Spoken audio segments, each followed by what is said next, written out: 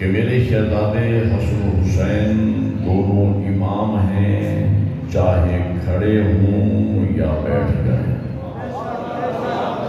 بڑی مہربانی۔ امام حسن مجتبیٰ علیہ السلام کی عظمت، شرف، مقام و مرتبہ میرے جیسا ایک چھوٹا طالب علم کیسے بیان کر سکتا ہے؟ چہ نسبت خاک رابہ عالم پاک، ذرے کی کیا حیثیت کہ وہ آفتاب کی بات کریں۔ میرے قبلہ، یہ ہستیاں، ان کا مقام و مرتبہ اس قدر بلند ہے کہ دائرے فکر انسانی ان کی خاک پاک کی عظمت کو سمجھنے سے قاصر ہے۔ توجہ فرما رہے ہیں آپ؟ یہ ہستیاں اللہ کی تخلیق کا پہلا مظہر ہے۔ اللہ کی پہلی مخلوق صرف نور پیغمبر ہی نہیں ہے۔ حضور کی حدیث ہے، اول ما خلق اللہ نوری، سب سے پہلے اللہ نے میرے نور کو خلق فرمایا۔ نور پیغمبر اول مخلوق ہے، صرف نہ۔ پیغمبر کی حدیث ہے، شیعہ سنی کتب میں ہے، فرمایا آنا و علی من نور واحد، میں اور علی ہم ایک نور سے ہیں۔ بتانا یہ تھا جب سے میں ہوں تب سے علی ہے۔ بڑی مہربانی ہے، ہمارا دل کی عبادت کرے سارے حیدری۔ یہ دو ہستیاں اول مخلوق ہیں نا، حدیث ہے اور شیعہ سنی کتب میں ہے، نبی نے فرمایا الفاطمۃ بضعۃ منی، یہ تین لفظوں پہ ہے، الفاطمۃ بضعۃ منی، معنی یہ ہے کہ فاطمہ میرا جز ہے، فاطمہ میرا حصہ ہے۔ اور آپ جانتے ہیں کل بغیر جز کے مکمل نہیں ہوتا۔ اس حدیث کے ذریعے بتانا یہ تھا جب سے میں ہوں تب سے زہرا ہے۔ یہ تین ہستیاں اول مخلوق ہیں نا، فرمایا الحسن والحسین ریحانۃ آیا، حسن و حسین میری خوشبو ہے۔ یہ کیا فصاحت و بلاغت ہے کلام پیغمبر کی، ذرا توجہ فرمائیں گے۔ الحسن والحسین ریحانۃ آیا، حسن و حسین میری خوشبو ہے۔ کیا مطلب؟ میں رسالت کا گل ہوں، حسنین میری خوشبو ہے۔ خوشبو کیوں کہا؟ تاکہ دنیا سمجھے کہ خوشبو کبھی پھول سے جدا نہیں ہوتی۔ بڑی مہربانی، جب سے میں ہوں تب سے حسنین ہیں۔ یہ پانچ ہستیاں اول مخلوق ہے نا، فرمایا اولنا محمد، اوسطنا محمد، آخرنا محمد، وکلنا محمد۔ جب سے پہلا محمد، تب سے آخری محمد، تب سے درمیانی محمد۔ یہ نور اول ہیں، یہ 14 جنہیں حقیقت محمدیہ سے فلاسفہ نے تعبیر فرمایا ہے، یہ اللہ کی تخلیق کا پہلا مظہر ہے۔ تو میرے مولا حسن مجتبیٰ بھی اسی حقیقت محمدیہ کے سلسلے کی ایک کڑی ہیں۔ میرے مولا حسن بھی اللہ کی تخلیق کا پہلا مظہر ہے۔ آپ توجہ فرمائیں تو ایک جملہ جنہیں اردو سمجھ آتی ہے، اہل علم تشریف فرما ہے، انسان کی تخلیق میں اور اللہ کی تخلیق میں فرق ہے۔ انسان جو لیٹسٹ بناتا ہے پہلے سے بہتر بناتا ہے۔ انسان جو آخر میں بناتا ہے پہلے سے بہتر بناتا ہے۔ میں مثال دوں گا تو چھوٹے بچے بھی سمجھ جائیں گے۔ سب سے پہلے انسان نے سائیکل ایجاد کیا، پھر محنت کی، تمرین کی، مشق کی، پھر موٹر سائیکل ایجاد کر لیا، پھر اور محنت کی، مشق کی، تمرین کی، پھر 4 وہیل گاڑیاں ایجاد کر لی، پھر اور محنت کی، کوچز بسیں ایجاد ہو گئی، پھر اور محنت کی، ٹرین ایجاد ہو گئی، پھر اور محنت کی، ہیلی کاپٹر آ گیا، پھر اور محنت کی، ہوائی جہاز آ گیا، پھر اور تمرین اور محنت کی، F-16 آ گیا۔ اگر تخلیق کے لحاظ سے انسان میں نقص نہ ہوتا تو یہ پہلے دن F-16 بنا، اور جو سمجھے ہیں وہ بولے۔ تخلیق کے لحاظ سے اگر انسان میں نقص نہ ہوتا تو یہ اچھا میں ایک اور مثال دوں. سب سے پہلے انسان نے سائیکل، سب سے پہلے انسان نے ریڈیو ایجاد کیا، تہلکہ مچ گیا سائنس کی دنیا میں، کمال ہو گیا. لندن سے نشر ہونے والی خبریں بغیر کسی تار و رابطے کے ہم کمالیہ میں بیٹھ کے ریڈیو کے ذریعے سے سماعت کرتے ہیں، حد ہو گئی. لیکن اس کے بعد انسان نے مشق کی، تمرین، محنت کی اور ٹیپ ریکارڈر ایجاد ہو گئی. ہر گھر میں ٹیپ ریکارڈر ملنے لگی. پھر اور محنت کی، black and white T V آ گیا. پھر اور تمرین کی، مشق کی، محنت کی. تو پھر رنگین ٹی وی آ گیا. پھر اور محنت کی تو انٹرنیٹ آ گیا. اب موبائل پر انٹرنیٹ کی سہولت موجود ہے. تخلیق کے لحاظ سے اگر انسان میں نقص نہ ہوتا تو یہ پہلے دن انٹرنیٹ بنا تھا. اب یہ بات میری سمجھ آ گئی ہے. مشق کے بعد ہاتھ کا سنبھلنا دلیل نقص ہے. سروں سے گزر گئی میری بات، یہ بڑا مشکل تھا. مشق کے بعد، تمرین کے بعد آہستہ آہستہ بہتری کی طرف آنا یہ ناقص ہونے کی دلیل ہے. انسان میں نقص ہی نقص ہے. سمجھ آئے تو بولنا میرے ساتھ، انسان میں نقص ہی نقص ہے. اللہ کے ہاں کمال ہی کمال ہے. انسان کے نقص کی دلیل یہ ہے، یہ جو آخر میں بناتا ہے پہلے سے بہتر بناتا ہے، اس لیے کہ انسان میں نقص ہی نقص ہے. لیکن اللہ کے ہاں کمال ہی کمال تھا، کمال ہی کمال تھا. دلیل یہ ہے کہ خلقت کائنات سے 4,24,000 سال پہلے جن انوار مقدسہ کو اللہ نے سب سے پہلے بنایا، انہیں کو سب سے اعلیٰ بنایا.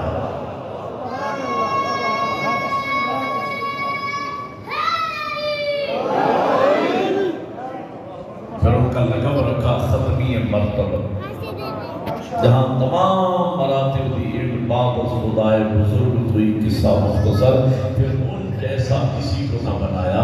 تو یہ میرے مولا حسن مجتبی اللہ کی تخلیق کا پہلا مظہر ہے.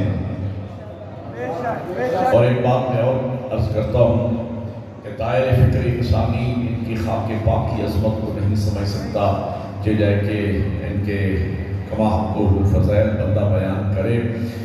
اور ایک بات اور یاد رکھنا کہ جوہر کی قیمت ہمیشہ جوہری ہی سے پوچھی ہے. وہ بندہ جس نے زندگی میں 5,000 کا نوٹ نہ دیکھا ہو، خدا کے لیے اس سے کوہ نور کی مالیت باپنے کو نہ کری. نہیں آپ اور نہیں فرمانے میں کیا پڑھا.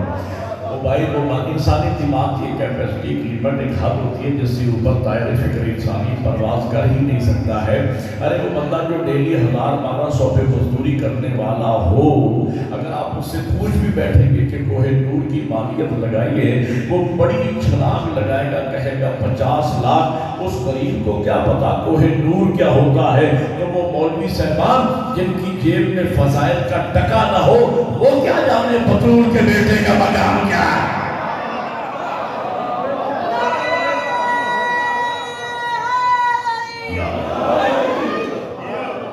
جو ہے مقام حسن مجتبی کو یا خدا جانے، یا مصطفیٰ جانے، یا مرتضیٰ جانے، یا خود جناب زہرا جانے ہماری کیا حیثیت. لیکن میں پہلا جملہ مولا حسن مجتبی کی عظمت کا اپنی کم علمی کے مطابق کہنے چلا ہوں. آپ توجہ فرمائیں گے تو لطف آئے گا. میرے مولا حسن مجتبی وہ امام ہیں کہ جن کے مقتدی کا نام حسین. بہت شکریہ، اللہ جزائے خیر عطا فرمائے.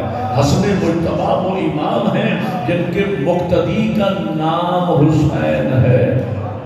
اگلا جملہ سنیے گا، جملے پہ جملہ عرض کروں گا. میرے مولا حسن مجتبی کا مقام کتنا بلند ہے. اللہ کی اس کائنات میں پہلی فرد کا نام حسن ہے کہ جس کا باپ بھی معصوم ہے، ماں بھی معصومہ ہے، نانا بھی معصوم ہے، بھائی بھی معصوم ہے. یہ شرف میرے مولا حسین کو ملا، لیکن حسن کے بعد پہلا شرف میرے مولا حسن مجتبی کہ جس کا باپ بھی معصوم ہے، جس کی ماں بھی معصومہ ہے، جس کا نانا بھی معصوم ہے، میرے مولا حسن مجتبی. اور میرے مولا حسن مجتبی کا نام اللہ نے حسن رکھا. ایک بات یاد رکھنا، یہ ہستیاں جہاں سے آئی ہیں ان کے نام بھی وہیں سے آئے. حضور کا نام اللہ نے محمد رکھا صلی اللہ علیہ وسلم، مولا امیر کا نام اللہ نے اپنے نام علی سے مشتق کر کے علی رکھا۔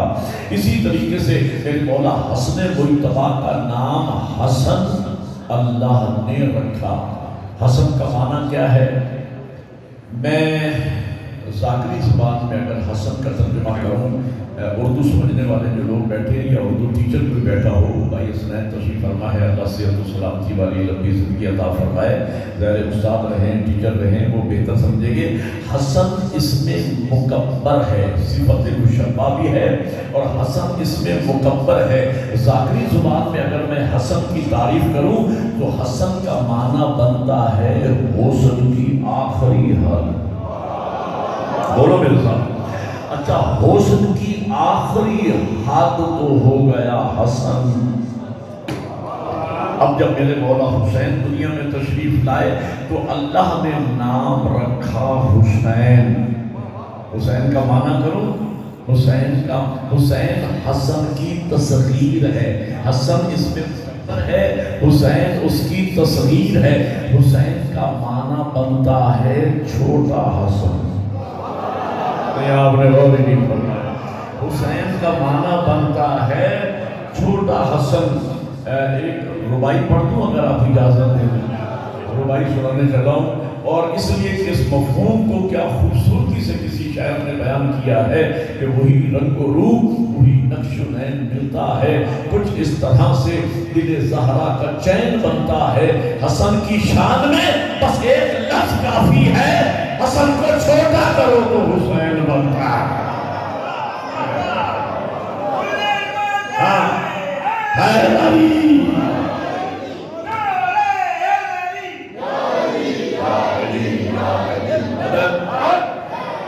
حسن کو چھوٹا کرے تو حسین بنتا ہے۔ میرے مولا حسن مجتبیٰ کا مقام بہت بلند ہے۔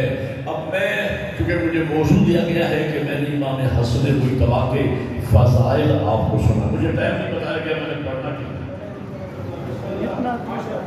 جتنا مرضی پڑھیں، چلو پھر میں نہیں پڑھنا صبح تک ضرور پڑھیں محمد والے کا فضائل امام حسن ختم ہو نہ تو میں اپنے وقت کے اندر انشاءاللہ آپ کا نوکری تمام کر دوں گا۔ توجہ فرمائیے گا، میرے مولا حسن مجتبیٰ کا مقام و مرتبہ کتنا بلند ہے۔ جس طرح آپ حدیث سنا کرتے ہیں نا، حسین منی و انا من الحسین، یہ حدیث امام حسن مجتبیٰ کے بارے میں بھی ہے۔ حضور نے فرمایا الحسن منی و انا منہ، حسن مجھ سے ہے میں حسن سے ہوں،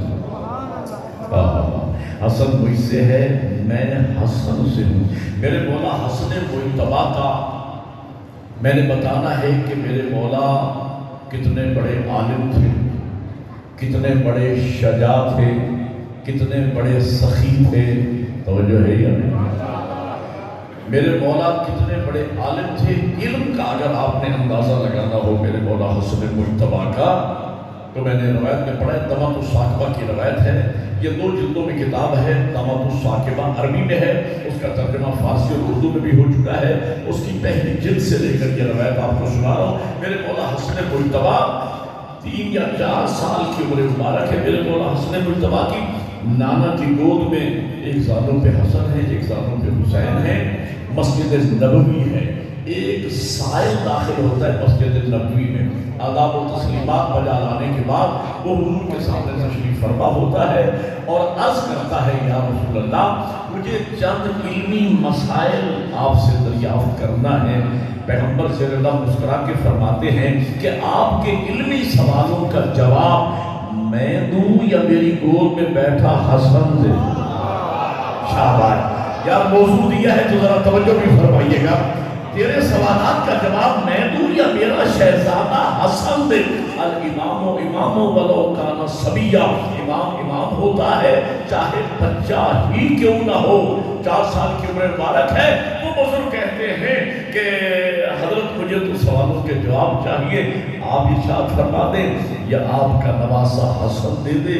اس نے یہ نہیں دیکھیں، اگر آپ میرے پاس کبھی تشریف لائیں اور میری گود میں میرا 4 سال کا بچہ نواسہ میری گود میں ہو اور میں آپ سے کہوں کہ آپ جو پوچھنا چاہ رہے ہیں تو میں بتاؤں یا میرا نواسا بتائے تو آپ کہیں کہ مولانا ہمارے ساتھ مزاق نہ کیجیے، یہ بھی انشاءاللہ پڑھیں گے، پڑھ لکھ کے عالم بنیں گے، ان سے بھی مسئلے پوچھیں گے، لیکن یہ بچہ 3-4 سال کا بچہ کیا ہمارے سوالوں کا جواب دے گا؟ لیکن وہ بزرگوار اعتراض نہیں کر رہے، وہ کہہ رہے کہ آپ بتائیں یا آپ کا بیٹا حسن بتائے۔ اس کا مطلب ہے وہ بزرگ بھی جانتا تھا امام امام ہوتا ہے چاہے بچہ ہی کیا ہوتا ہو۔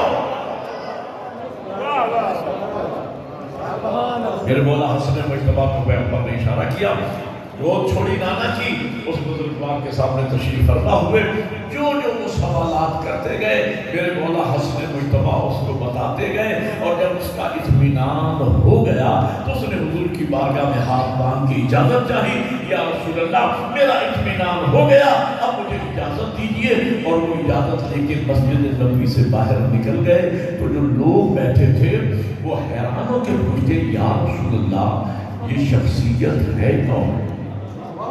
اس کا مطلب ہے کہ مدینے کے رہنے والے نہیں تھے۔ کہا یا رسول اللہ یہ شخصیت ہے کون؟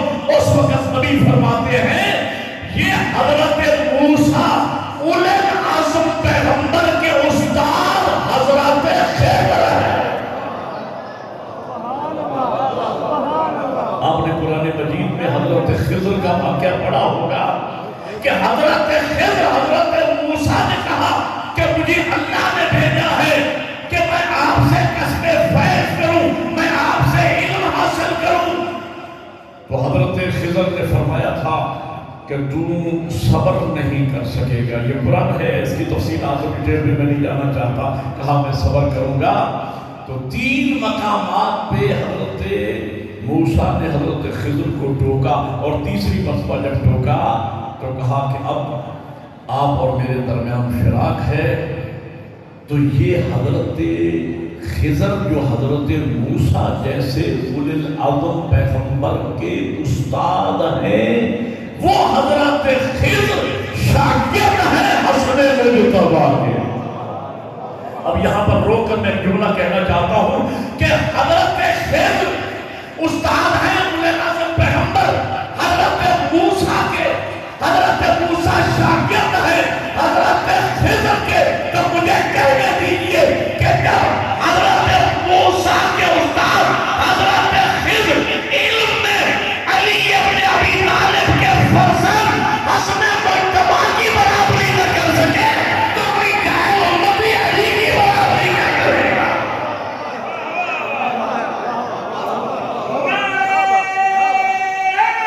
میرے میں اس لیے کہہ رہا ہوں کہ آج لگا نعرہ لگایا جاتا ہے کہ ہم مرتبہ ہیں، کوئی فرق نہیں ہے۔ اور میرے قبلہ جب اولو العزم پیغمبر نبی موسیٰ کے استاد حسن مجتبیٰ کے شاگرد کہلائے تو کوئی جاہل امتی میرے مولا علی کا مقابلہ کیسے کر سکتا ہے؟ اور یہ برابری والا فلسفہ ویسے ہی عقل کے بھی خلاف ہے، تاریخ کے بھی خلاف ہے۔ ایک جملہ روک کے کہنے چلا ہوں، میرے مولا امیر اکیلے نہیں تھے، علی کے سگے 3 بھائی اور بھی تھے۔ سب سے بڑے بھائی کا نام طالب، دوسرے جناب عقیل، تیسرے جناب جعفر طیار، بھائیوں میں سب سے چھوٹے 4تھے نمبر پہ علی۔ لیکن علی نور اول کا دوسرا حصہ، علی لحم کا لحمی، دم کا دمی، جسم کا جسمی، روح کا روحی، علی جانشین رسول، علی خلیفہ خلافت۔ ہم جناب طالب کو ابو طالب کا لفظ جگر مانتے ہیں، ہم جناب عقیل کو فاطمہ بنت اسد کے نور نظر مانتے ہیں، ہم جناب جعفر طیار کو اسلام کا مبلغ تسلیم کرتے ہیں۔ لیکن خدا گواہ ہے جب علی کی برابری کا مسئلہ آتا ہے، علی کے مقابلے میں علی کی اپنی ماں کے حقیقی بیٹوں کو ہم شیعہ علی کے برابر نہیں مانتے، تو مجھے کہنے دیجیے جب علی کی اپنی ماں کے بیٹے علی کے برابر نہ ہو سکے، کسی غیر ماں کا بیٹا علی کی برابری کرے۔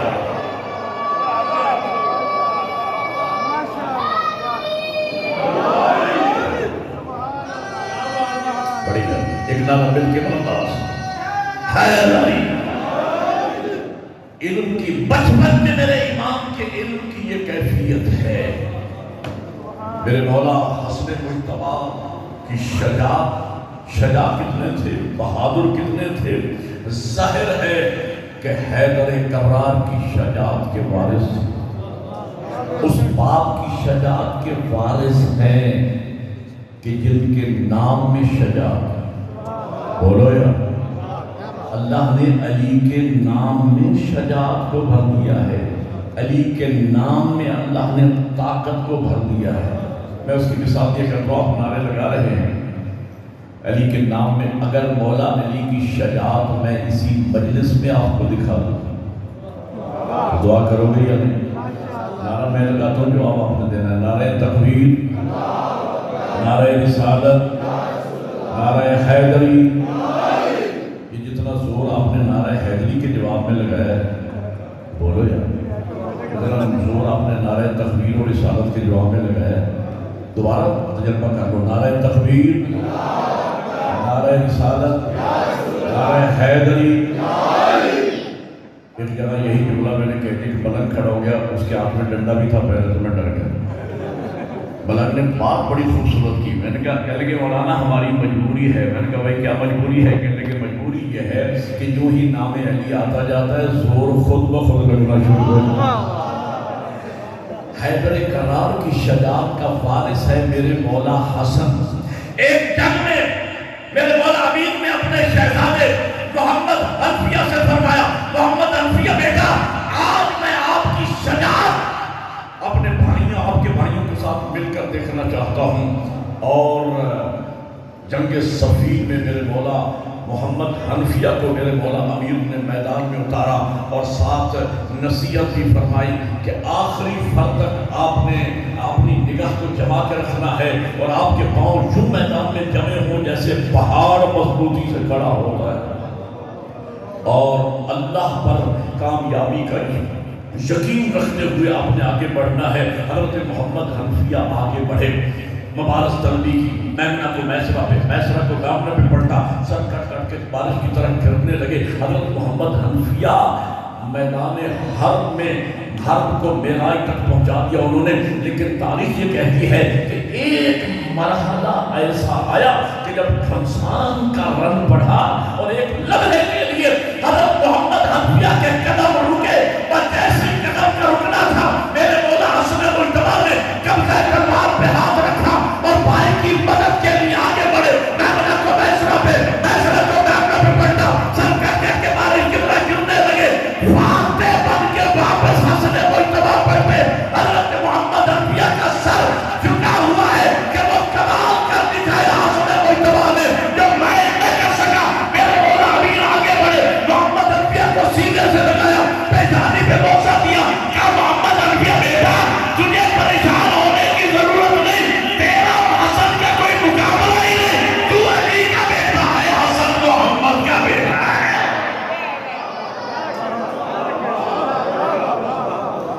علی کا بیٹا ہے، حسن محمد کا بیٹا ہے. شجاعت میں اپنے بابا کی شجاعت کے امین تھے میرے مولا حسن مجتبی. اور سخی کتنے بڑے تھے، سخاوت سنیے. سخی اتنے سخاوت کے لحاظ سے بڑا خوبصورت واقعہ میں نے تاریخ میں پڑھا. اتنے بڑے سخی تھے. ایک مرتبہ امیر شام نے مدینہ کا دورہ کیا، بڑا اہتمام کیا اور بڑا استقبال کا پروگرام بنایا گیا، دعوت نامے بھیجے گئے. تو میرے مولا حسن مجتبی کو بھی دعوت نامہ ملا. دن گزر گیا، شام کو حجت تمام کرنے کے لیے میرے مولا حسن مجتبی بھی تشریف لے گئے.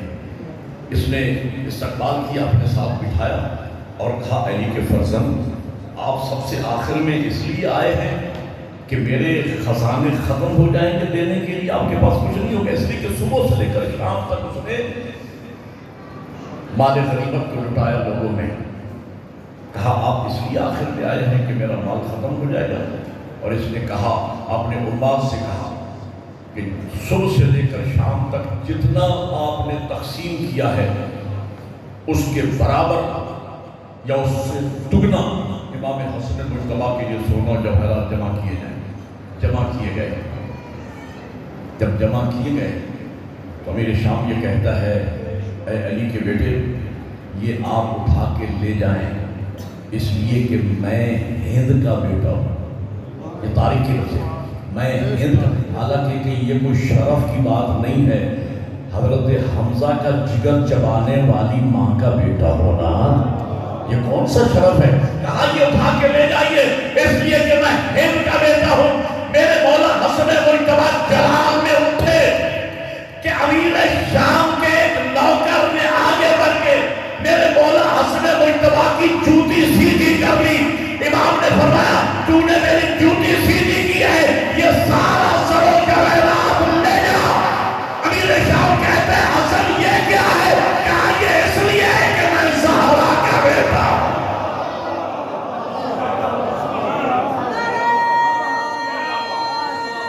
مل گیا ہے علی.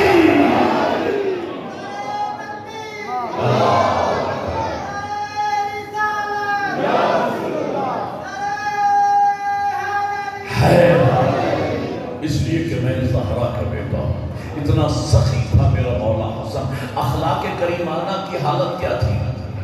اخلاق کریم، مہمان نوازی امام حسن مجتبیٰ کے ساتھ منسوب ہے. میرے مولا حسن مجتبیٰ کا ایک لقب ہے کریم آل محمد. آپ نے سن رکھا ہے نا، کریم آل محمد.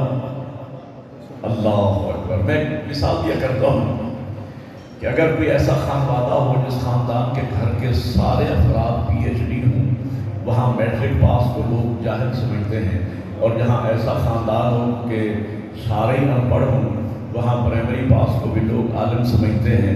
ذرا سوچئے کہ میرا حسن مجتبیٰ کس خاندان کا کریم ہے. اس خاندان میں محمد جیسا مصطفیٰ ہے، علی جیسا مرتضیٰ ہے. ایسے خاندان کا کریم کہلانا.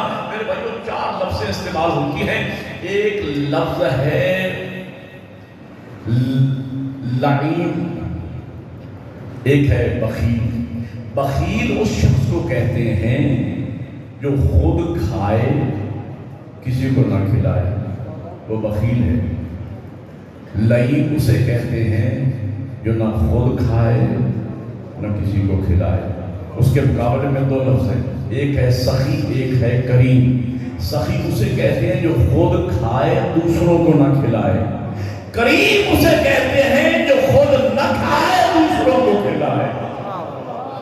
میرے مولا حسن مجتبیٰ کا دسترخوان آج بھی زمانے میں شہرت رکھتا ہے. اور یہ میں عمل بتا رہا ہوں، جس کے ہاں غربت ہو، جو چاہتا ہے کہ میرا رزق وسیع ہو، وہ امام حسن مجتبیٰ کا گھر میں دسترخوان بچھائے.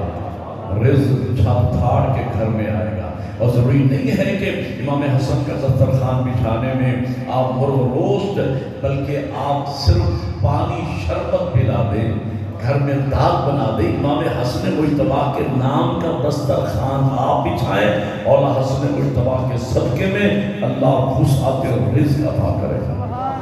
امام حسن مجتبیٰ کریم آل محمد کہا جاتا ہے. کہ میرے مولا حسن مجتبیٰ اخلاق کریمانہ، وہی اخلاق کریمانہ جو بابا کا ہے، وہی اخلاق کریمانہ جو نانا کا ہے، وہی سلسلہ ہمیں اہل بیت میں آگے بڑھتا نظر آتا ہے. ایک شخص آتا ہے شام سے، اس کی تربیت ایسے کی گئی. شام میں اہل بیت کے خلاف، خصوصاً میرے مولا امیر کے خلاف اس قدر زہریلا پروپیگنڈا کیا گیا.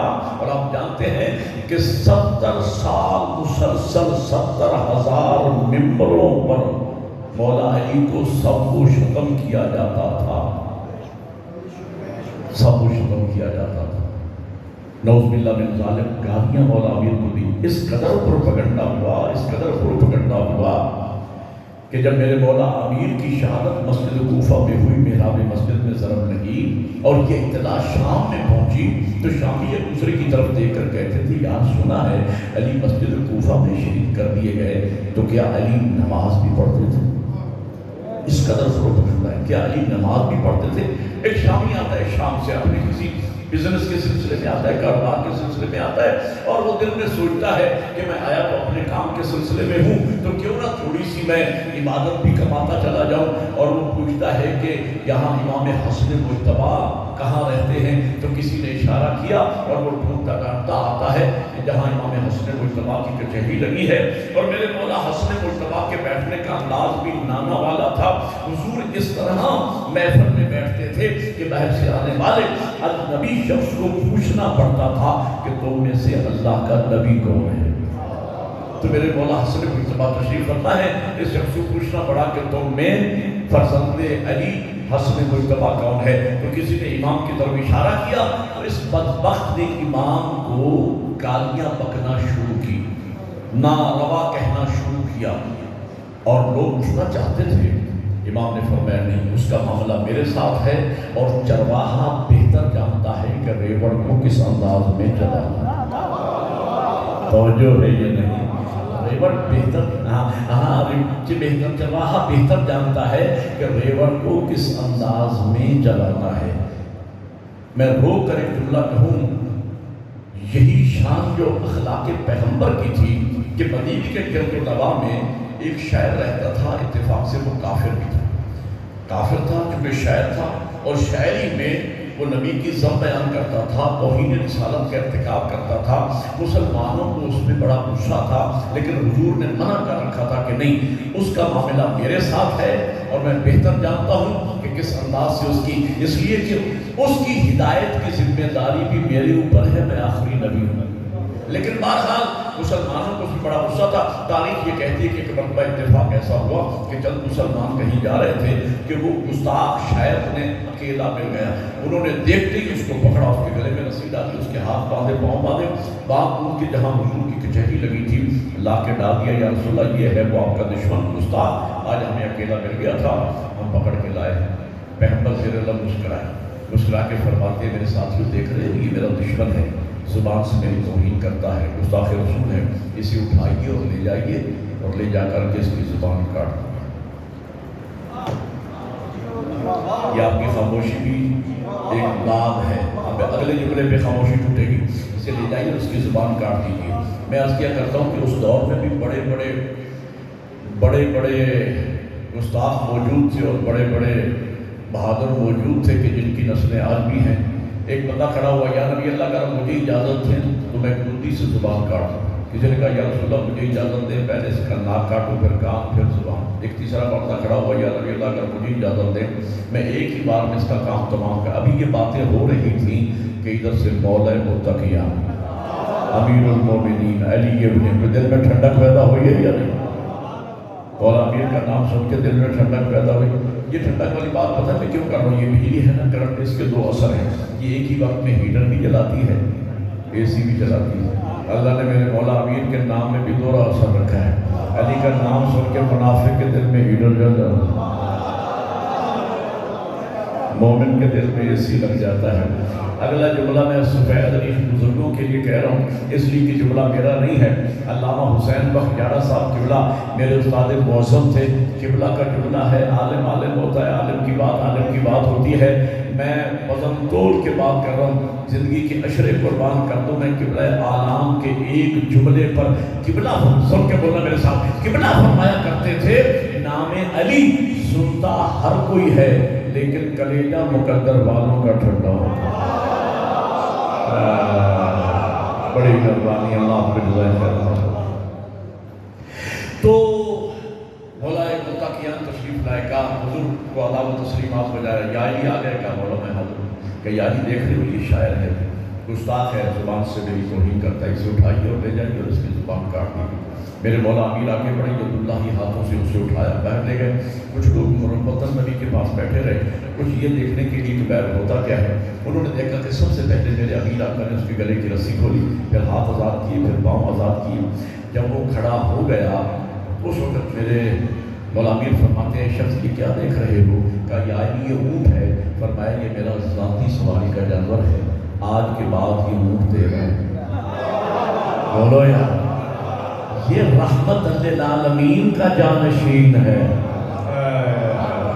یہ رب العالمین کا نمائندہ ہے، کہ آج کے بعد یہ اونٹ تیرا ہے، اس پہ سوار ہو جاؤ، وہ تیرے گھر کا۔ اچھا اس وہ پہ آپ نے توجہ رکھنی ہے، 2 منٹ کے بعد میں نے آپ کو اس وہ پہ لے کے آنا ہے، بات آ گئی تو سنیے۔ وہ اس پہ سوار ہو گیا اور ہو گیا۔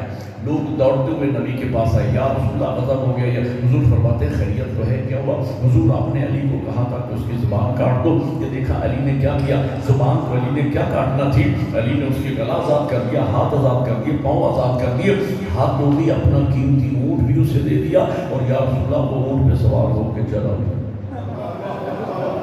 نبی ذرا اللہ مسکرائے، فرماتے ہیں میرے ساتھیوں تم میری بات کو نہ سمجھے، علی سمجھے۔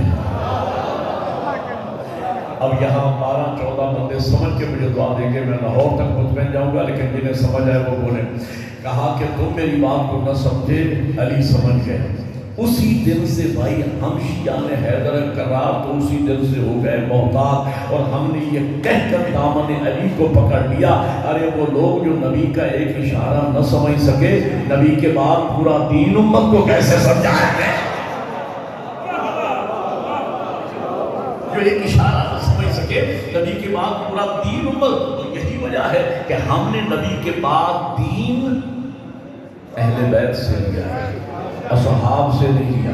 ہم احترام اصحاب کا بھی کرتے ہیں، ازواج کا بھی کرتے ہیں، دین ہم اہل بیت سے لیتے ہیں۔ بولو یار، دین ہم اہل بیت سے لیتے ہیں، اور یہی باقی مسلمانوں نے دین اصحاب سے قبول کیا، ہم نے نبی کے بعد دین اہل بیت سے لیا۔ بھائی نبی کے بعد دین کے وارث کون؟ اصحاب یا اہل بیت؟ میرے مکتب کی صداقت کی دلیل یہ ہے، اگر نبی کے بعد دین کا، شریعت کا، فقہ کا، قرآن کا، حدیث کا مسئلہ پوچھنے کے لیے نبی کے بعد اگر تو اہل بیت جائے کسی صحابی کے در پہ، میں مانتا ہوں اصحاب دین کے ذمہ دار ہوں گے، لیکن اگر تاریخ بول بول کر کہے اور صحابی رسول کرسی اقتدار چھوڑ کر دین کا مسئلہ علی سے بولنے آئے، اور یہ کہتا ہوا واپس پلٹے کہ اگر آج علی نہ ہوتے تو میں ہلاک ہو جاتا۔ تو میں کہنا یہ چاہ رہا ہوں، وہ اونٹ پہ سوار ہو گیا اور ہو گیا، دن گزرا، رات گزری، اگلا دن ہوا، کل جو بندھا ہوا لایا گیا تھا آج کھلا ہوا خود آیا، اور ہی نہیں فرمایا، آج کھلا ہوا خود آیا، آنکھوں میں آنسو ہے، جس میں دردہ ہے، آتے ہی نبی کے قدموں پہ سر رکھ دیا، یا رسول اللہ آپ کی صداقت کی قسم ساری رات نیند نہیں آئی، شاعر تھا نا، یا رسول اللہ ساری رات آپ کی شان میں نعتیں لکھتا ہوں، ساری رات آپ کی شان میں قصیدے لکھ، یا رسول اللہ اجازت ہے ایک قصیدہ سنا دوں؟ ایک قصیدہ پڑھا، دوسرا پڑھا، تیسرا پڑھا، چوتھا پڑھا، 5 قصیدے جب شان مصطفیٰ میں پڑھ چکا، میرے نبی مسکرائے، مسکرا کے فرماتے میرے ساتھیوں میں نے نہ کہا تھا تم میری بات کو نہ سمجھے، علی سمجھ گئے، علی نے وہ زبان کاٹ دی جو مذمت کیا کرتی تھی، وہ زبان عطا کر دی جو قصیدے بنایا کرتی تھی۔ یہی کردار جو پیغمبر کا تھا وہ مولا علی میں ڈیولپ ہوا، وہی کردار امام حسن مجتبیٰ میں، اس شامی نے امام کو دیکھتے ہی گالیاں بکنا شروع کی، لوگ چاہتے تھے کہ اس کی زبان کو کاٹ دے، لیکن امام نے فرمایا کہ نہیں، چرواہا بہتر جانتا ہے کہ ریوڑ کو کس انداز میں چلانا ہے۔ جب وہ تھک ہار کے چپ ہو گیا، اب رحمت للعالمین کا نمائندہ نواسا کھڑا ہوا، اس کے قریب آئے، اس کے کاندھے پہ ہاتھ رکھا اور کہا اے شخص مجھے لگتا ہے کہ تو اجنبی ہے، اگر تو بھوکا ہے تو حسن کا دسترخوان حاضر ہے، اگر تیرے پاس زیادہ راہ نہیں ہے تو زیادہ راہ حسن مجتبیٰ دے گا، اگر تو مقروض ہے تو تیرا قرض حسن مجتبیٰ ادا کرے گا، اگر تیرے پاس سواری کا جانور نہیں ہے سواری کا جانور حسن مجتبیٰ دے گا۔ ایک مرتبہ پتھر پانی ہو گیا، قدموں پہ گر پڑا، کہا اے فرزند رسول مجھے دنیا نے گمراہ کیا ہوا تھا، اللہ بہتر جانتا ہے کہ اپنی امامت اور رسالت کو کہاں رکھے۔ اور روایت میں ہے کہ اس نے حضرت کی بارگاہ سے معافی مانگی اور پھر واپس نہیں گیا، ساری زندگی امام حسن مجتبیٰ کا غلام بن کے زندگی گزار گیا۔ یہ اخلاق کریمانہ ہے۔ ابھی میں آ رہا تھا، میرے پاس کتاب گاڑی میں موجود ہے، غریب مدینہ امام حسن مجتبیٰ پہ لکھی، اس میں عجیب واقعہ، ایک بکری کا بچہ تھا جسے میرے مولا نے پالا تھا، پیدا ہوتے ہی اس کو پالا، اور حضرت اس سے بڑے مانوس تھے۔ ایک حضرت کے غلام نے، نوکر نے جو معمور تھا خدمت میں، اس بکری کے بچے کا پاؤں کاٹ دیا یا زخمی کر دیا۔ امام کو اطلاع ملی تو حضرت کو بڑا دکھ ہوا دیکھ کر کہ اس بکری کا جس سے حضرت مانوس تھے اس کا پاؤں کاٹ دیا گیا ہے یا اس کا پاؤں زخمی کر دیا گیا ہے۔ تو امام نے اس نوکر سے پوچھا کہ تو نے یہ کیوں کیا ہے؟ وہ گستاخ کہتا ہے اس لیے کہ چونکہ آپ ان سے پیار کرتے تھے، میں چاہتا تھا کہ آپ کو تکلیف پہنچاؤں۔ اب ذرا اندازہ لگاؤ اس جگہ اگر ہم میں سے کوئی ہوتا تو اس کا رد عمل کیا ہوتا، لیکن یہ رحمت للعالمین کا نمائندہ ہے۔ فرمایا کہ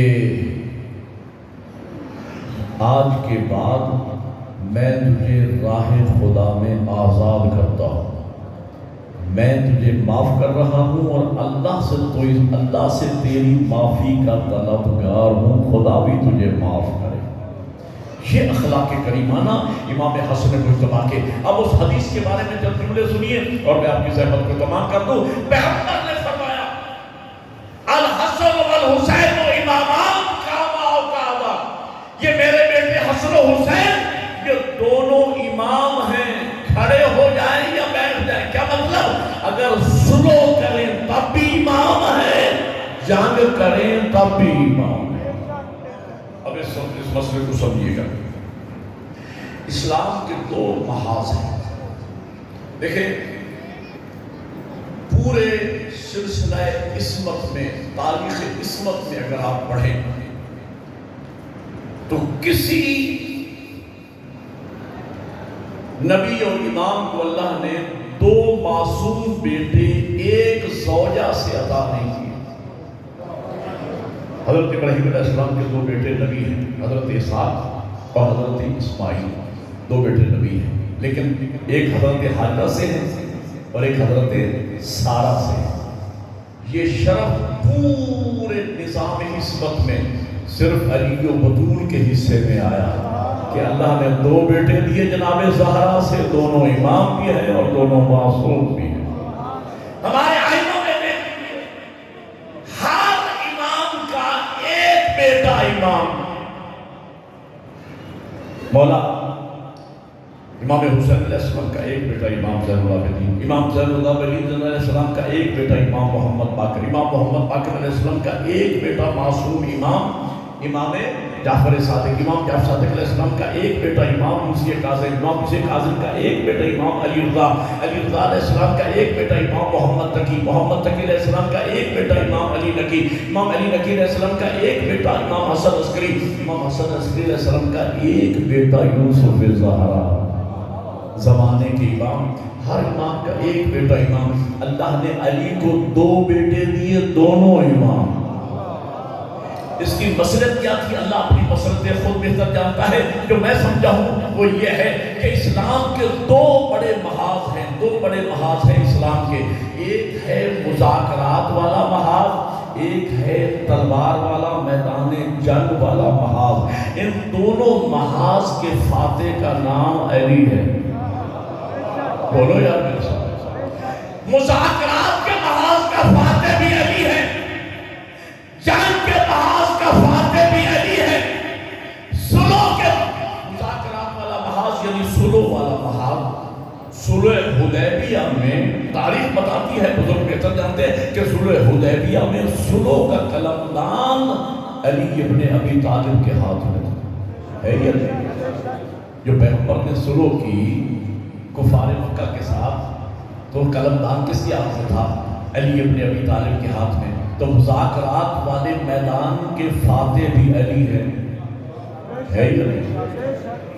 قبلہ تشریف لا رہے ہیں، ان کی آمد پہ بلند آواز سے درود پڑھتے محمد والے۔ بس میں نتیجے کی طرف آپ کو لے کے آ رہا ہوں، قبلہ تشریف لے آئے ہیں۔ تو اس محاذ کے فاتح بھی علی، اس لیے مذاکرات والا محاذ بڑا محاذ ہے۔ بڑا محاذ ہونے کی دلیل یہ ہے کہ صلح کسی جنگ کو، بدر ہو، خندق ہو، خیبر ہو، کسی جنگ کی فتح کو قرآن نے فتح مبین نہیں کہا، لیکن صلح حدیبیہ کی فتح کو قرآن نے فتح مبین کہا۔ بڑا محاذ ہے مذاکرات والا محاذ۔ اس مذاکرات کے فاتح، مذاکرات والے محاذ کے فاتح بھی علی۔ میدان جنگ کے فاتح بھی علی۔ اللہ یہ چاہتا تھا کہ یہ فتح کا سلسلہ اولاد علی میں آگے بڑھے، لہذا اللہ نے علی کو 2 بیٹے عطا فرمائے، بڑا بیٹا سبط اکبر، چھوٹا بیٹا سبط اصغر۔ بڑا بیٹا بڑے محاذ پہ لڑا، چھوٹا بیٹا چھوٹے محاذ پہ لڑا۔ جنہیں سمجھ آ رہی ہے، بڑے نے باپ کو فتح کیا، چھوٹے نے بیٹے کو فتح کیا۔ بڑے نے باپ کو فتح کیا۔ یاد رکھیے، جس طرح صلح حدیبیہ کو اللہ نے فتح مبین کہا ہے، اسی طریقے سے فتح مبین حاصل کی میرے مولا حسن مجتبی نے۔ حضور نے کافروں کے ساتھ صلح کی تھی، میرے مولا حسن مجتبی نے نانا کی سنت پہ اس دشمن اسلام کے ساتھ صلح کر کے فتح مبین حاصل کی، اور اس کے چہرے پہ جو پردے پڑے ہوئے تھے، اس صلح کے ذریعے وہ سارے پردے ہٹا دیے۔ شرائط صلح کو پڑھے، سفید کاغذ امیر شام کی طرف سے جاتا ہے امام حسن مجتبی کے پاس کہ آپ جو شرائط لکھیں میں ماننے کو تیار ہوں۔ امام نے جتنی شرائط لکھی اس نے ساری شرائط کو تسلیم کیا۔ تو شرائط فاتح منواتا ہے یا مفتون بناتا ہے؟ بولو یار، فاتح منواتا ہے نا۔ امام نے شرائط منوائی، ان شرائط میں سے پہلی شرط میں ہی امام نے اس کو شکست دی گئی۔ امام نے فرمایا کہ آج کے بعد یہ حاکم قرآن اور سنت کے مطابق حکومت قائم کرے گا۔ امام نے یہ شرط منوا کے اس کے اسلام کا پردہ چاک کر دیا کہ آج سے پہلے اس کا عمل نہ قرآن کے مطابق تھا نہ سنت کے مطابق تھا۔ اور دوسری شرط یہ منوائی کہ آج کے بعد 70,000 ممبروں پر جو مولا علی کو سب کو ختم کیا جاتا ہے، وہ سلسلہ آج کے بعد ختم کیا جائے گا۔ اس کا مطلب ہے کہ منوا لیا کہ جو چوتھے خلیفہ راشد کو گالیاں دے، بھئی مولا علی کی ذات کو ہے کہ یا علی کو دو طبقے ہیں، ایک امامت والے ایک خلافت والے۔ خلافت والوں کا چوتھا خلیفہ علی، امامت والوں کا پہلا امام علی۔ تو یہ جو علی کو سب و شتم کر رہا تھا، پتا چلا یہ نہ چار ماننے والوں میں ہے نہ امام ماننے والوں میں ہے۔ تو امام نے اس کا اسلام ہی چیلنج کر دیا کہ اس کا تعلق نہ خلافت والوں سے ہے نہ امامت والوں سے ہے۔ اور ایک شخص یہ بھی رکھی کہ اگر امام حسن مجتبی کی زندگی میں یہ مر جائے گا تو حکومت امام حسن مجتبی کو ملے گی، اور بصورت دیگر اگر امام حسن مجتبی دنیا سے چلے جاتے ہیں تو اس کے بعد حکومت امام حسین کو ملے گی۔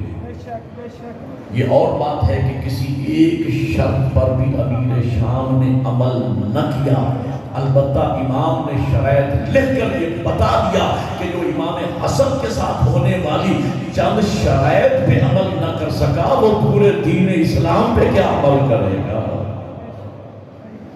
اور میرے مولا حسین نے، امام حسن نے باپ کو فتح کیا، میرے مولا حسین نے بیٹے کو فتح کیا۔ آخری جملے نتیجہ، میرے مولا، ہمارے یہاں بچوں کو سوشل میڈیا پہ پریشان کیا جاتا ہے، کنفیوز کیا جاتا ہے۔ میرے یہ 2 شہزادوں کی جنگ تھی، ایک جیت گیا ایک ہار گیا۔ میں کہتا ہوں عقل کے اندھو، ہمیشہ مقصد کی جیت ہوتی ہے، مقصد کی ہار ہوتی ہے۔ میرے مولا حسین کا مقصد تھا میں یزید کی بیعت نہیں کروں گا، یزید کا مقصد تھا کہ میں بیعت لے کے رہوں گا، تو میرے مولا حسین نے بیعت نہیں کی تو حسین جیت گیا۔ بولو یار، یزید بیعت نہ لے سکا تو یزید ہار گیا نا۔ اچھا یہ بیعت والا مسئلہ بھی میں 2 منٹ میں حل کر دوں اپنے وقت کے اندر، ابھی وقت ہے میرے اس میں 5-7 منٹ باقی ہے۔ دیکھیں بیعت والا مسئلہ کیا ہے؟ لوگ کہتے ہیں یزید جمہوری خلیفہ تھا، ہم مان لیتے ہیں جمہوری خلیفہ تھا بھی صحیح۔ جمہوری خلیفہ اسے کہتے ہیں جمہور جس کی بیعت کر چکی ہو، تو جمہور تو بیعت کر چکے تھی، یزید کا باپ اپنی زندگی میں یزید کے لیے عالم اسلام سے بیعت لے کے مرا تھا. 3 شخصیات نے بیعت نہیں کی تھی، لیکن ان 3 میں سے ایک بک گیا، ایک ڈر گیا.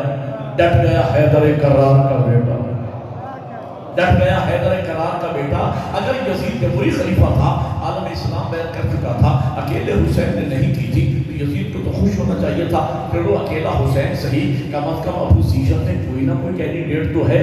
تو اپوزیشن تو جمہوریت کے پنپنے کا سبب ہوتی ہے، لیکن یزید مصر تھا جب تک حسین میری بیعت نہیں کریں گے میں چین سے نہ بیٹھوں گا. اب 5 بندے سمجھ کے مجھے دعا دیں گے، میں لاہور تک مطمئن جاؤں گا. میں کہتا ہوں کسی ایرے غیرے کی کوئی حیثیت ہی نہیں، خود یزید کی نگاہ میں حسین عالم اسلام سے وزنی. آپ نے غور ہی نہیں فرمایا. پورا عالم اسلام یزید کی نگاہ میں کچرے کی حیثیت بھی نہیں رکھتا تھا. اس کی نگاہ میں اگر کوئی حیثیت تھی تو وہ حسین ابن علی کی تھی. اچھا وہ بیعت لے کے چاہتا کیا تھا؟ آج لفظ بیعت سن لیجیے. بیعت لے کے چاہتا کیا تھا؟ کیا مقصد کا؟ جب عالم اسلام بیعت کر چکا ہے تو کیوں چاہتا ہے کہ حسین میری بیعت کرے؟ راز کیا ہے؟ اب اس نکتے کو سمجھیے گا. راز یہ ہے، وہ یہ سمجھتا تھا اگر حسین میرے ہاتھ پہ ہاتھ رکھ دے تو یہ اکیلے حسین کا ہاتھ نہیں، حسین و منی.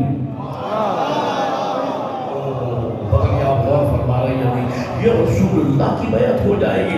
یہ 1,24,000 انبیاء کی بیعت ہو جائے گی. حسین بھائی میں ایک جملے میں اپنی ملت کو کتاب بیعت، پوری کتاب ایک جملے میں دینا چاہتا ہوں.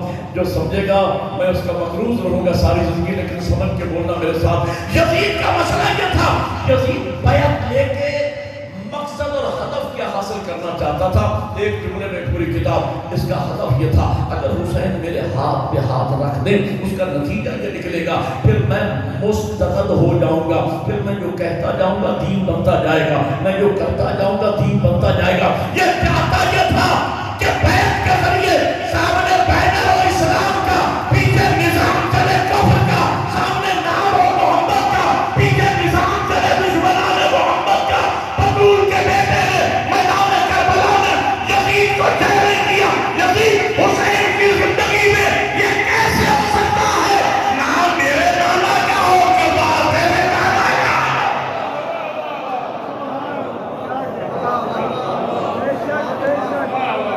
یہ کیسے ہو سکتا ہے؟ نام میرے نانا. امام نے بیعت نہیں کی تو حسین جیت گیا نا. یزید بیعت نہ لے سکا تو یزید ہار. تو چونکہ یہ ہار گیا اور سب سے بڑا فرعون تھا. آج دنیا کے 27 ملک ایسے ہیں جس پر اس زمانے میں اکیلے یزید کی حکومت تھی. جوانوں کے لیے جملہ کہوں، یزید زیادہ چھوٹا نہیں تھا جتنا آپ نے سمجھ رکھا ہے. یہ تو 1400 سال سے آپ کی لعنت کے ہاتھوں پٹ پٹ کے اتنا سارے. چلو کچھ بولے ہیں. یزید ہار گیا، حسین جیت گیا. کیونکہ یہ ہار گیا اور سب سے بڑا فرعون تھا یہ، اس نے اپنی شکست کی خفت مٹانے کے لیے 2 منٹ کی اور زحمت اور 2 جملے مسائل کے، اور قبلہ کو ٹائم دے رہا ہوں کیونکہ اصل جو شہادت ہے وہ قبلہ پڑھیں گے. میں نے مولا سے کوئی تباہ کا ذکر کر دیا، لیکن یہ دوسرا موضوع بھی 2 جملوں میں مکمل کرنا چاہتا ہوں. تو میرے مولا حسین جیت کے یزید ہار گیا. اس نے اپنی شکست کی خفت مٹانے کے لیے طاقت کا بہیمانہ استعمال کیا اور میرے مولا حسین کو شہید کر دیا. اب سمجھ کے بولنا میرے ساتھ، یہ جاہل تو تھا ہی، یہ سمجھا کہ میں امام کو قتل کر دوں گا تو حسین مر جائیں گے. لیکن یہ جاہل سمجھ نہ پایا قتل ہے ظالم کے اختیار میں، موت ہے اللہ کے اختیار میں. اب آپ نے نعرہ لگانا ہے حسینیت زندہ باد، یزیدیت مردہ باد. لیکن میری بات مکمل ہونے کے بعد یہ سمجھا کہ میں امام کو قتل کر دوں گا تو حسین مر جائیں گے. یہ بدبخت سمجھ نہ پایا قتل ہے ظالم کے اختیار میں، موت ہے اللہ کے اختیار میں. ظالم نے امام کو قتل تو کر دیا، اللہ نے موت نہیں بھیجی. دلیل یہ ہے کہ لوگ میرا بیٹی رحمت قرآن ہو رہی ہے. یزید یہ سمجھا، یزید یہ سمجھا میں امام کو قتل کر دوں گا حسین مر جائیں گے. لیکن وہ سمجھ نہ پایا قتل ہے ظالم کے اختیار میں، موت ہے اللہ کے اختیار میں. ظالم نے امام کو قتل تو کر دیا، اللہ نے موت نہیں بھیجی. دلیل یہ ہے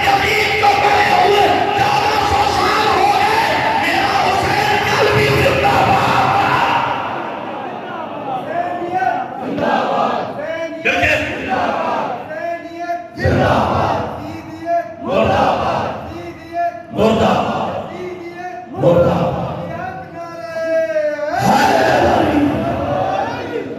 آخری قبالیے والوں، اگر میں مولا حسین کی جیت آپ کو اسی مجلس میں آنکھوں سے دکھا دوں پھر تو دعا کرو گے یا نہیں؟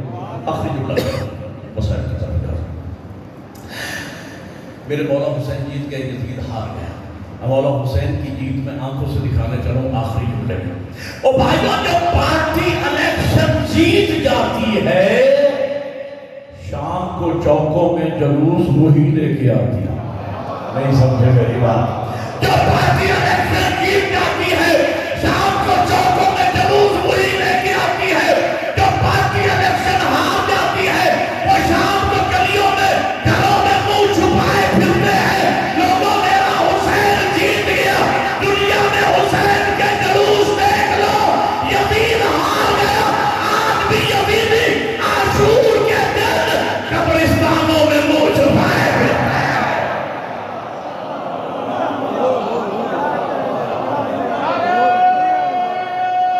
لیکن عالم کیا ہے؟ ہم کیوں نہ لعنت کریں اس ملعون پر جس نے سادات کا بھرا گھر اجاڑا۔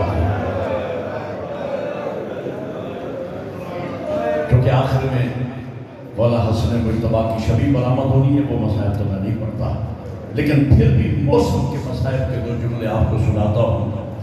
علامہ سید صفدر حسین نجفی میرے استاد معظم کا جملہ، قبلہ فرماتے ہیں 63 محمل مدینہ سے لے کے چلی تھی جناب زینب۔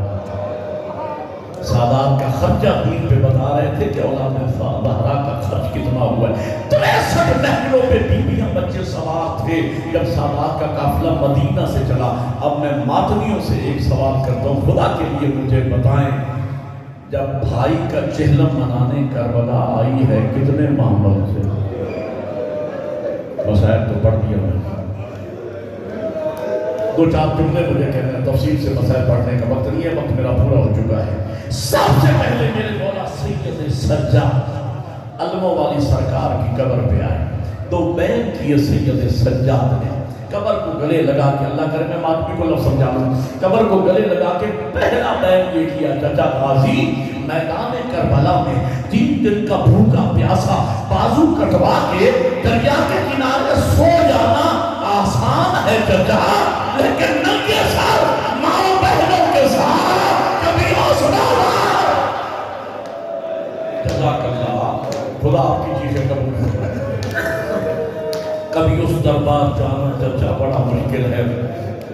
اگلا جملہ ماتم کا ہے، میرے مولا سید سجاد فرماتے ہیں، چچا غازی ذرا قبر سے اٹھ کر ان بیویوں میں سے پہچان کے صرف اتنا بتا، ان میں تیری مرشد زادی زینب کون سی؟ میرے 12ویں امام سیرت ناہیہ میں فرماتے، میرا سلام ہو ان بیویوں پر جن کے چہروں کے رنگ شام کی زندان کی گرمی اور سردی میں تبدیل کر دیے تھے۔ حضرت محمد حنفیہ نہ پہچان سکے میری بہن زینب کون سی۔ اگلا جملہ میرا نہیں ہے، علامہ نکن علیہ الرحمہ کا جملہ ہے، میں لاہور میں ماڈل ٹاؤن میں پڑھتا تھا، ای بلاک میں علامہ نکن کا خطاب تھا، میں نے کانوں سے جملے سنے۔ جناب زینب آگے بڑھی، بھیا کی قبر کو گلے لگایا، بھیا مبارک ہو، آپ نے کربلا فتح کی، بہن شام فتح کر کے آ رہی ہے۔ بڑا پرانا عزادار میرے سامنے قوالیے کا پرانا عزادار بیٹھا ہے، جو لفظ سن کے رونے کے عادی ہو نا، ان کے لیے جملہ کہہ رہا ہوں۔ علامہ نکن فرماتے، بی بی نے فرمایا، بھیا جہاد آپ نے بھی کیا، جہاد میں نے بھی کیا، لیکن بھیا آپ کا جہاد آپ کی خاندانی روایت کے مطابق تھا، وہ حیدر کرار کا بیٹا، میں اس ماں کی بیٹی جس کا جنازہ آج رات کو اٹھا تھا۔ حسین آپ مرد تھے، آپ کا جہاد آپ کی جنگ مردوں کے ساتھ تھی، میں پردہ میری جنگ شام کے بے غیرتوں کے ساتھ تھی۔ حسین تو مرد تھا، میرے ساتھ فوج مردوں کی تھی، میں پردہ دار، میرے ساتھ فوج یتیموں کی تھی۔